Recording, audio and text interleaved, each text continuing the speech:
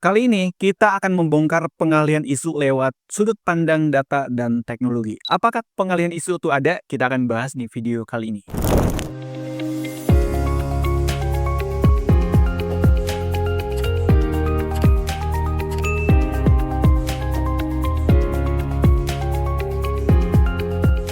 Dalam beberapa minggu terakhir kita tahulah media sosial kita penuh dengan berita yang heboh dan mohon maaf agak sedikit bodoh aja. Kenapa?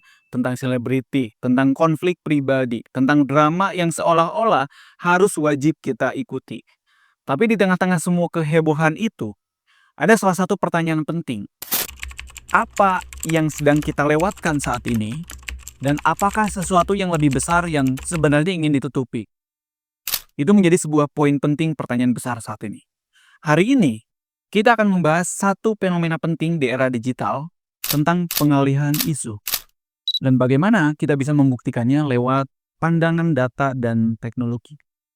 Ini sih bukan sekedar teori konspirasi. Ini realita yang bisa diukur, bisa dianalisis, dan bisa dibuktikan. Jadi bukan hanya sebatas omong kosong. Kita paham bahwa pengalihan isu adalah strategi mengalihkan perhatian publik dari satu isu penting ke isu yang lebih ringan dan emosional. Biasanya ini terjadi ketika ada isu besar korupsi, kontroversi publik, kebijakan yang absurd atau yang lainnya. Dan tiba-tiba perhatian publik dialihkan lewat sebuah berita viral yang emosional. Bisa skandal selebriti, bisa konflik pribadi, atau drama-drama receh yang bisa menggiring opini baru. Bagaimana kita bisa membuktikan dengan data? Di dunia teknologi dan pandangan data, kita punya alat untuk mendeteksi ini. Pertama, kita bisa lakukan seperti timeline analysis. Jadi melihat lonjakan atau penurunan isu berdasarkan historik, bisa tanggal, hari, jam, dan sebagainya. Yang kedua, kita bisa analitik melalui volume mention. Berapa banyak netizen atau orang yang membicarakan satu topik atau topik tertentu. Kemudian bisa kita konversi menjadi sebuah word cloud analysis. Melihat kata-kata yang dominan yang sering muncul, semakin besar suatu teks, itu kan semakin banyak perbincangan. Kita juga bisa melihat suasana netizen seperti marah, sedih, senang melalui sentimen analisis. Nah, semua ini tuh meninggalkan jejak digital, jadi tidak bisa disembunyikan karena kan bisa dianalisis.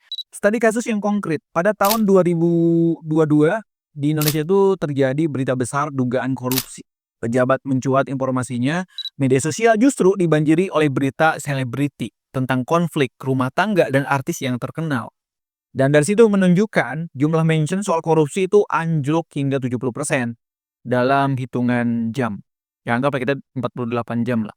Sementara topik selebriti itu naik lebih dari 300% dan mendominasi di berbagai sosial media. Dan itu trending. Pertanyaannya apakah ini kebetulan?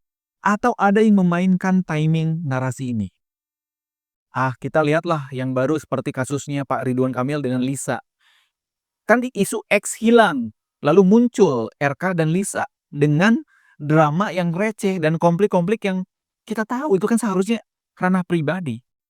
Nah inilah contoh di Indonesia saat isu besar tentang kebijakan publik mencuat, tiba-tiba netizen disibukkan dan diramaikan membahas isu selebriti atau isu-isu yang receh. Dan data menunjukkan dalam, ya kita lihat 24 jam, volume percakapan tentang isu utama turun drastis, tergantikan oleh drama yang lebih emosional. Makanya kan kalau ada isu besar korupsi, pasti ada drama. Dan drama itu tidak tahu akhirnya seperti apa. Karena ada new episode, dan kita nggak tahu kapan ini berakhir. Nah, pertanyaan besar dalam diri kita, kenapa pengalihan isu ini berbahaya? Jadi kalau dari kacamata data dan teknologi, pengalihan isu itu bukan cuma soal pelatihan atau memang perhatian yang sesaat. Ini akan berdampak besar terhadap demokrasi digital kita. Ya kita lihatlah akibatnya ya. Isu penting hilang dari pengawasan publik karena publik lebih fokus ke hal yang receh.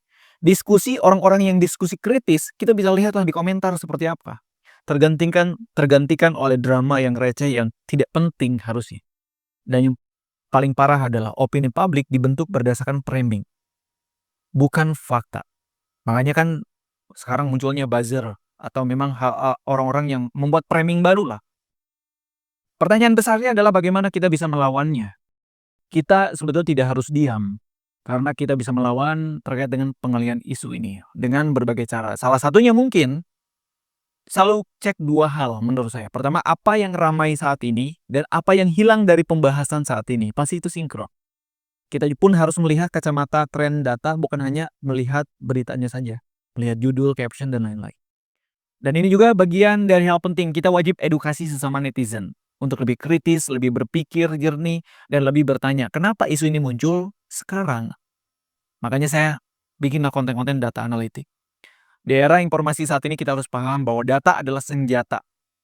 Data adalah senjata. Yang menguasai data itu menguasai narasi. Jangan biarkanlah kita itu hanya menjadi pion dalam permainan besar. Jadi dari sekarang buka mata kita, buka data kita, daya pikir kritis kita, lebih penting memahami sesuatu hal yang lebih baru. Itu mungkin yang dapat saya sampaikan. Saya Yusuf Maulana dari kacamata data dan teknologi. Terima kasih.